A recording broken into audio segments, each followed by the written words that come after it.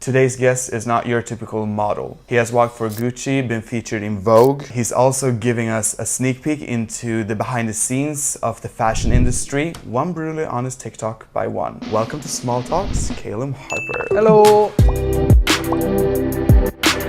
What is the most ridiculous thing you have been asked doing on a modeling job? Ooh, it's not overly a ridiculous situation, but the pants that they made me wear were blow-up balloons, and it was like a latex. It was like putting on a big condom.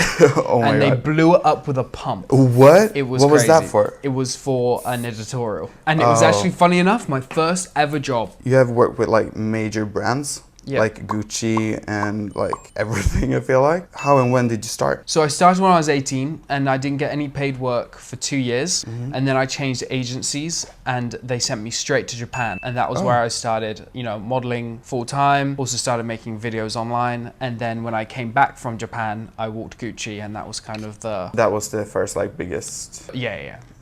Yeah, for sure. How did you feel then? Oh, walking Gucci? Yeah. Terrified. I remember backstage of when we were about to walk, I was having terrible heart palpitations. I honestly thought, I'm not going to be able to do it. I'm not going to be able to do it. And where was it? It was in Milan. It was my Milan debut. Incredible experience. Have you ever had like when you didn't feel amazing in your glam, like with your hair and makeup? For sure. There have definitely been times where I've been on set and I'm like, I wouldn't choose this hair and makeup, but everyone has a vision with what they're trying to go for. So I'm like, okay, it's fine, we'll run it. But I'm like, I don't love how I'm looking right now. Yeah. Was it long ago? Oh, this happens regularly. Oh, it does? Yeah. What? For sure. But when you do get like a lovely look and a lovely glam and you feel great, it's an amazing feeling. Yeah, that must be so nice. When you feel super hot like on bossy, set and like the pictures are unreal, it's nothing better. And you met a lot of people doing this? Yeah. Have you ever met like any big egos? You come across a lot of people in the industry, and some of them do have, you know, a lot of confidence going about them, and they're very open with that. But, you know, you got to take it for a pinch of salt. This industry is pretty crazy. So you get some big egos, you get some not, you know, it's just how it is. And you're going to the Oscars today? Yes. How does it feel? Like when you got the first text or call? Oh my God. When I got the text that I was invited to the Oscars, it was like 3 a.m. and I was jet lagged because I just flew to Malaysia and everyone was asleep, so I was freaking out. Yeah. You got the invite like on your email or text? My manager texted me and I was like, what the fuck? What is going on? I was honestly confused because I was like, I didn't really believe it. I was a bit in denial. Yeah. I was like, oh, we must be doing something around the Oscars, or you know, we weren't properly invited or something. And then the next morning I read through it properly and I was like, oh my goodness. And now you're here. Now I'm here. Thank God. Nearly wasn't. Yeah. Because of yesterday. But exactly. Do you want to tell that again? Yesterday I was flying from Milan to London and the first flight was delayed for 4 hours. So they cancelled my next flight from London to LA. That's crazy. And there were no flights going out of London, or the flights that were going out of London were full. So what happened was the 4-hour delay turned out being like a 3-hour and 20-minute delay. Oh, okay. And so I actually could have made the flight that I was originally booked on. Yeah. And I said that. And so unfortunately the woman at the desk was an absolute legend. She was so nice, and she was like, look, it's a cock up on our end, we'll prioritize you. So they prioritized me and managed to get me onto the next flight. But there was, for a minute there, they were like, there's nothing we can do. You were sweating. Oh, I was in tears. Yeah. Because obviously this is a huge thing for me. It's my first Oscars and something I never thought would happen. So I was like, if I miss this, it would just be gutting. And then when I arrived at the hotel, my look wasn't here. They couldn't find my outfit. So yeah, because it was sent here. Yeah, it was sent here, and then I got to the hotel and I was like, oh, can I get my look? And they were like, we don't have that. And I was like, okay. Oh my God. Fun. Yeah. So made a lot of phone calls. This was last night, like Saturday night. This was last night at like 9 p.m. So people, my management in London, it was 5 a.m. for them. I'm spamming them with phone calls, being like, my stylist, I was like, Zach, the look isn't here. Turns out, it was just under a different name in the fucking basement. Oh my God. They rang me at like 1 a.m. being like, oh, we found your look. And I was like, oh, good. Amazing. Thank you. Would you go out shopping? I had an after-party look. So my best friend, who is above us right now on the 6th floor, we were traveling together, right? So that second flight that I got cancelled on, they didn't cancel his. So he just got onto the flight. He made that flight. Yeah. His luggage didn't. Oh my God. With his look inside. Oh no. So he is now wearing my after-party look.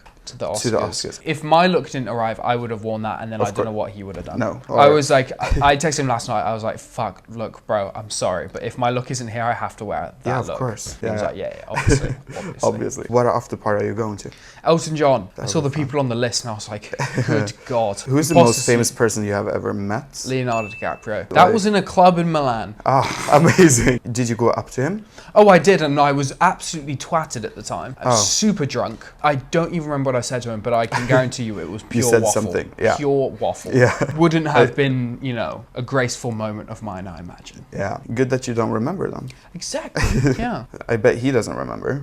I bloody hope not. He'll probably be there tonight, right? Of course. You are exposing a lot of different, the modeling industry in a hilarious way, I must say. Good. I have stalked your TikTok a lot. It's amazing. Have brands or management ever tried to shut you up? Not try to shut me up. I've made mistakes in terms of, and I've had brands not be happy with me. Okay. Because of filming. Yeah, because you film I'm going to this casting and then fuck this shit. And exactly. Then, I'm filming all of the behind the scenes that sometimes they don't want to be seen. Yeah. But they don't tell me that they don't want to be seen. Of course. So I'm so I do it. Yeah. It's a little bit risky, I'm not going to lie. It's a little bit stupid actually. Yeah. But yeah, it might be brands also that you might not want to work with. But sometimes they love that.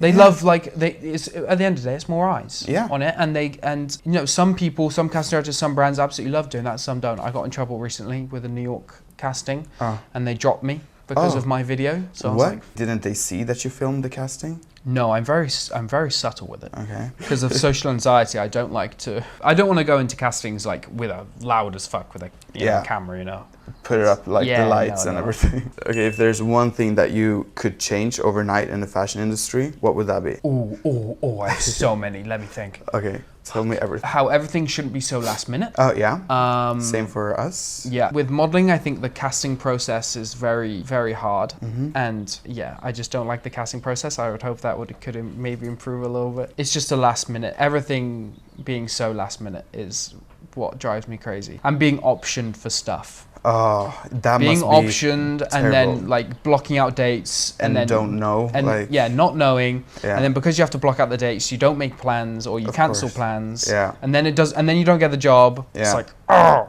Is it 50-50 with social media and modeling, or they tie in very nicely financially? Social media that must be amazing. Modeling pays shit, so bad. So that's maybe one thing that you would change also. That's true, right? That's true. But also women get paid load, which is great. Okay, but then it's the only industry where women get paid double men. What? Yeah, that's also crazy. But it's way more competitive. If you saw the difference between female modeling and men's modeling, you'd get it. And also there's a lot more pressures on them too. You've talked a little bit about being into acting, and now you're going to the Oscars. How does that feel like? Before all of this modeling and social media, I was in drama school, and then recently I signed with an acting agency in London, which is really exciting. And so there may be some opportunities coming up that I will keep quiet, but let's see. But you are interested. That's always been my number one goal since I was a kid. Oh, it has? Acting, that's always been. That was the one thing. I started modeling to try and get my face out there for acting. I was in drama school before modeling, and I was like, fuck it, let's just apply. Now we're using the Gabbro from Maria Nila just to give it a lot more texture, make it last, and the slightly wet look to the hair. Yeah, that looks perfect. Looks perfect. Right? Oh, fuck yeah. Right? Yeah. Fucking fist pump. Good stuff. Thank you so much for joining my Small Talks, Calum. My pleasure. Been an honor to have you on here. Thank you so much. The hair looks great. Thank you. Bye.